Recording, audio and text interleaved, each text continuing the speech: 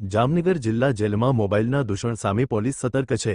તેવામાં ગેરકાયદેસર રીતે મોબાઈલ ફોનનો ઉપયોગ કરી ગુનાહિત પ્રવૃત્તિઓ ચલાવવાના કેસમાં સાયબર ક્રાઇમ પોલીસે મહત્વની સફળતા મેળવી છે। ટેકનિકલ એનાલિસિસ અને તપાસના આધારે જિલ્લા જેલમાં રહેલા 5 આરોપીઓને ઝડપી લઈ તેમની સામે કાયદેસરની કાર્યવાહી હાથ ધરવામાં આવી છે।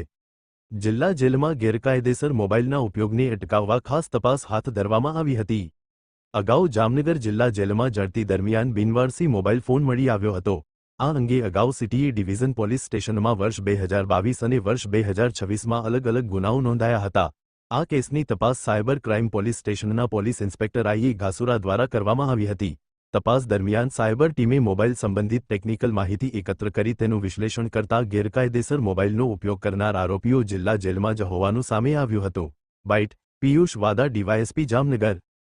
આદરણીય રેન્જ આઈજી શ્રી નિલીપ રાય સાહેબ અને જામનગર પોલીસ અધિક્ષક શ્રી રવિ મોહન સૈની સાહેબ તેમજ મદદનીશ પોલીસ અધિક્ષક શ્રી પ્રતિભા સાહેબના માર્ગદર્શન હેઠળ જેલમાં બિનવારસુ મોબાઈલના ઉપયોગ અને ગેરકાયદેસર રીતે મોબાઈલનો ઉપયોગ જે થાય છે તે અટકાવવા માટે ઝડપી લેવામાં આવેલી હતી। સદરુ જેલની ઝડપી દરમિયાન આશરે 5 મોબાઈલ બિનવારસુ મળી આવેલ હતા, જે અંગે જામનગર સિટી એ ડિવિઝન હેઠળ ગુનો નોંધવામાં આવેલો હતો અને આ ગુનાની તપાસ PI cyber crime Shri Ghasura સાહેબ કરતા હતા। આ તપાસ દરમિયાન સદરુ મોબાઈલના ટેકનિકલ સર્વેલન્સ જોતા અને ઉપરાંત સીડીઆર વગેરેનો અભ્યાસ કરતા સદરુ મોબાઈલ છે જેલમાં 5 આરોપીઓ રહેલા છે। સાજિદ હારૂન મલેક, નવાઝ જુમા ઓસમાણ, ઉબેદુલ્લા અબ્દુલ્લા ઓસમાણ કોરડિયા, જાફર નૂર મોહમ્મદ જુનેજા, જાહિર હુસેન સંધવાણી, આ 5 વ્યક્તિઓ છે આ મોબાઈલનો યુઝ કરતા હોય તેવું જણાઈ આવેલ હતું।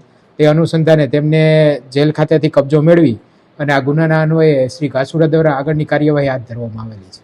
આરોપી છે તે કેટલા ગુનાહિત ઇતિહાસ ધરાવે છે? એ ગુનાહિત ઇતિહાસ હજુ ચેક કરે છે, પરંતુ જે જેલમાં છે એ ગુના અન્વયે તેમની પાછી ફરી ધરપકડ કરવામાં આવશે અને આગળની કાર્યવાહી કરવામાં આવશે।